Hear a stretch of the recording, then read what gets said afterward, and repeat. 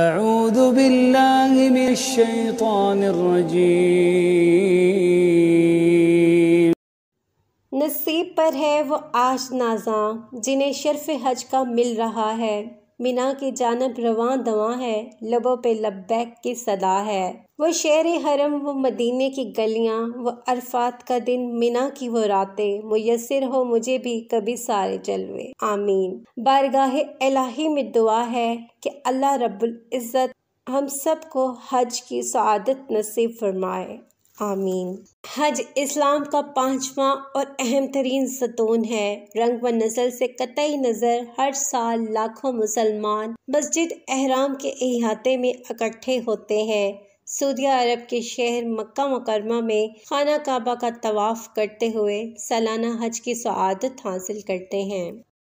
حضرت ابو ہریرہ رضی اللہ عنہ سے روایت ہے کہ رسول اللہ صلی اللہ علیہ وسلم نے فرمایا، حج مبرور ایک عمرے سے دوسرے عمرے تک گناہوں کا کفارہ ہے جو ان کے درمیان سرزر ہو جاتا ہے، اور حج مقبول الحج مبرور ایک اعلیٰ ترین عمل ہے جس کا بدلہ جنت ہے۔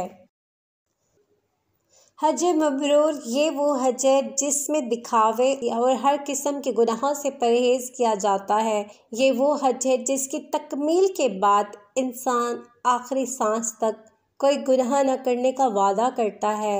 حج مبرور انسان کے دل کو نرم کرتا ہے اور ایک بہتر مسلمان بننے کے لیے اس کی اصلاح کرتا ہے۔ قرآن پاک کے مطابق گھر کی زیارت ہر اس شخص پر اللہ کا فرض ہے جو اس تک پہنچ سکتا ہے۔ حاجی نو مولود کی طرح پاک صاف۔ رسول اکرم صلی اللہ علیہ وسلم نے فرمایا، جس شخص نے محض اللہ کی خوشنودی کے لیے حج کیا اور اس دوران کوئی بیہودہ بات یا گناہ کا کام نہیں کیا تو وہ گناہوں سے پاک ہو کر ایسے لوٹتا ہے جیسے اپنی پیدائش کے دن گناہوں سے پاک صاف تھا۔ بحوالہ صحیح بخاری، حدیث نمبر 1521۔ استطاعت کے باوجود حج نہ کرنا۔ حضرت علی رضی اللہ عنہ سے روایت ہے کہ رسول اکرم صلی اللہ علیہ وسلم نے فرمایا، جس شخص کے پاس سفر حج کا ضروری سامان موجود ہو اور سواری بھی میسر ہو جو اسے بیت اللہ تک پہنچا دے، اور یہ شخص پھر بھی حج نہ کرے تو کوئی فرق نہیں پڑتا کہ یہ یہودی ہو کر مرے یا نصرانی ہو کر، اس لیے کہ اللہ تعالیٰ کا ارشاد ہے، اللہ تعالیٰ کے لیے بیت اللہ کا حج ان لوگوں پر فرض ہے جو اس تک جانے کی طاقت رکھتے ہوں۔ سنن ترمذی، حدیث نمبر 288۔ نیکی کا موقع ملے تو اسے جلد انجام دینا بہتر ہے۔ ممکن ہے یہ موقع نکل جانے کے بعد دوبارہ نہ ملے۔ حج سال میں ایک ہی بار خاص ایام میں ادا کیا جا سکتا ہے۔